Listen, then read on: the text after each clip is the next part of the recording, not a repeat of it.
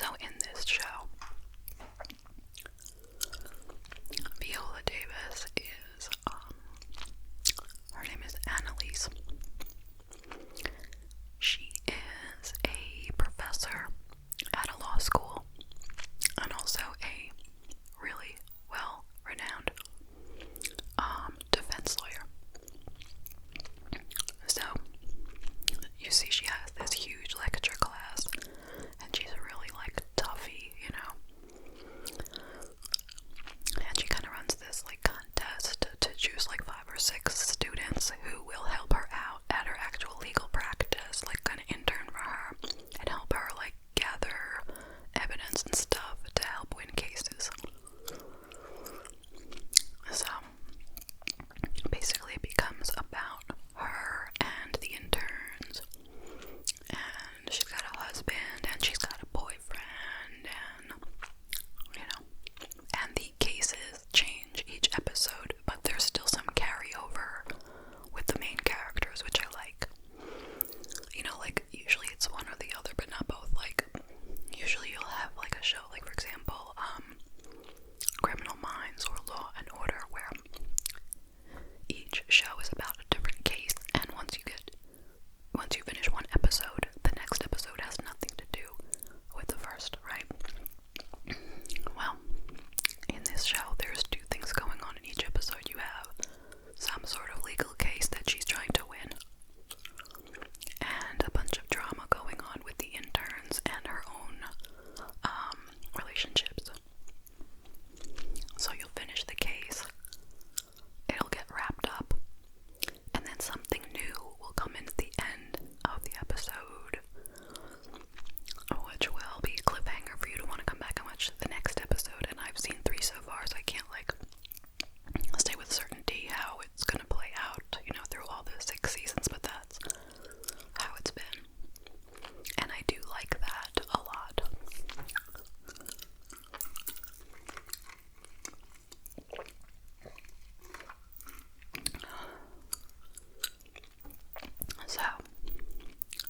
So far I'm recommending it, but like I said, I've only seen 3 episodes. But I guess it must have been, you know, pretty popular for them to have made 6 seasons, you know. Okay.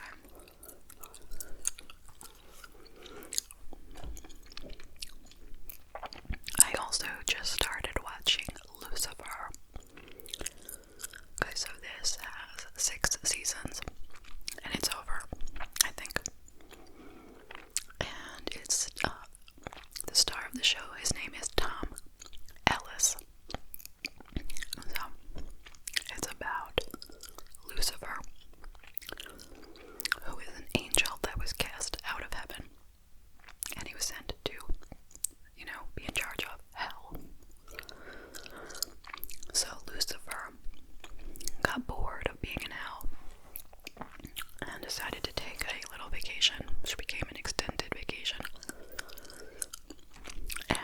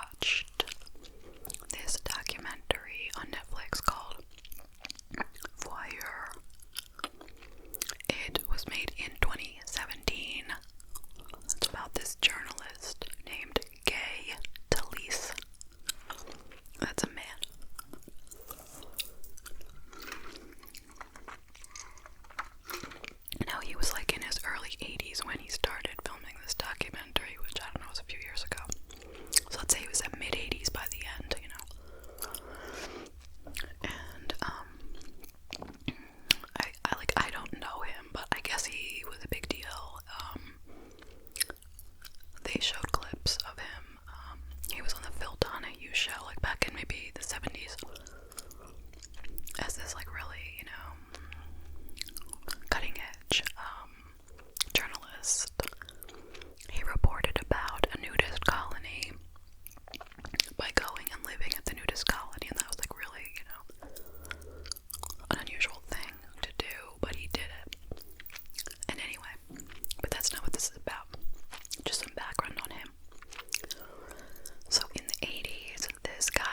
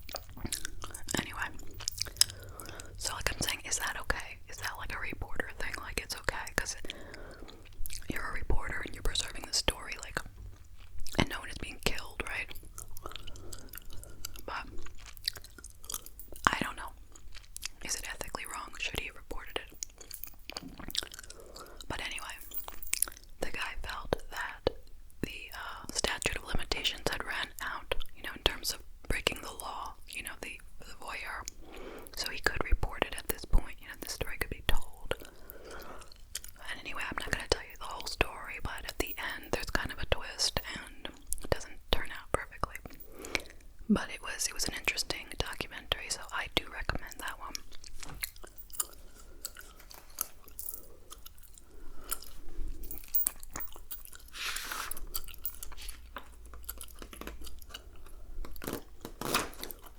Okay.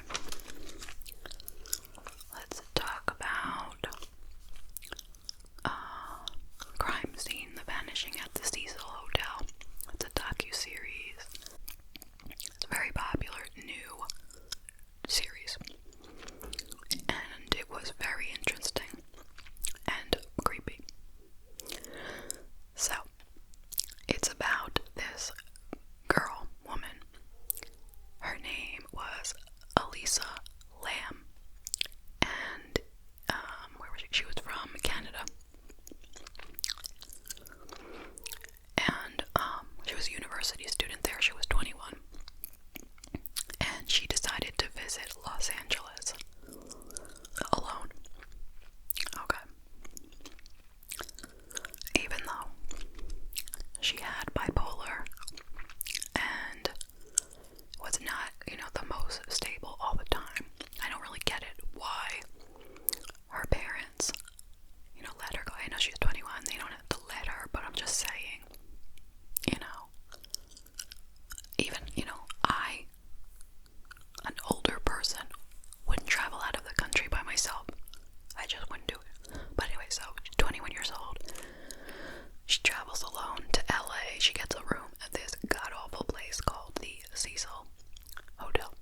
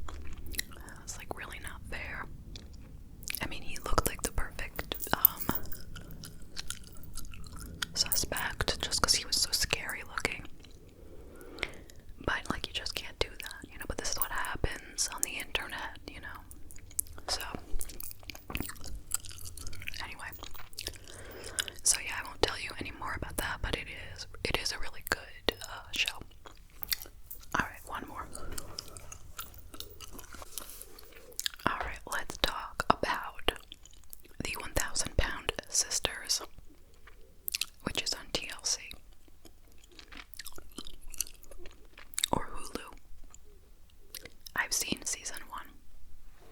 I don't know how I wound up watching it because I wasn't going to watch it.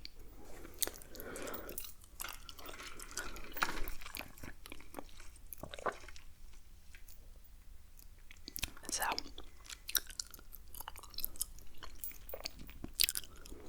you have these two women, Tammy and Amy Slayton. Tammy is like, I'm gonna say 32 and 600 pounds. Amy is like 31 or 30 and 400 pounds. And I had heard of them before the show because they are YouTubers. And I remember maybe about 4 years ago, they were involved in a big scam, and that's kind of where I heard about them. Like, they were kind of well known in like the mukbang community. And I think they became like popular from this chubby bunny video they made where they tried to like shove as many marshmallows as they could in their mouth without choking. It is so dangerous. Like, do not do that, okay? Don't try it. Don't do it. Seriously. Anyway, so that's how they became famous, because they were these two heavy women shoving all these marshmallows in their mouth. Now, no, I don't want anyone to think that I am trying to judge overweight people.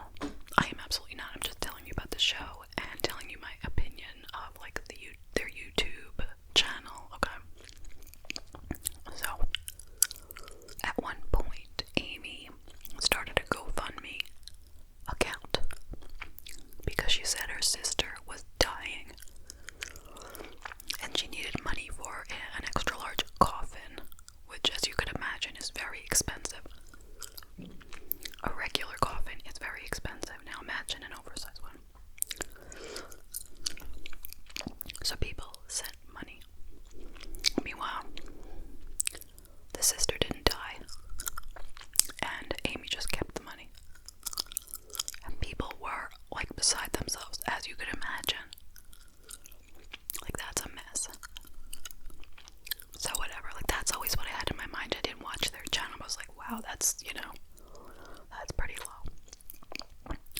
But they were like very, very redneck-ish, I don't think it was just a persona either.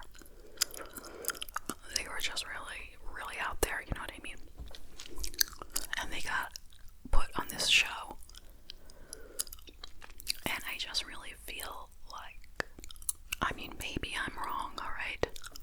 I could be wrong. And if you have a different opinion, please, by all means, share it in the comments. I really, I'd love to have an open debate. I don't think they deserve, to be on the show. Like, isn't this like a weight loss surgery supposed to be? I don't know. I feel like you should be like a good person to deserving. Maybe I'm all wrong.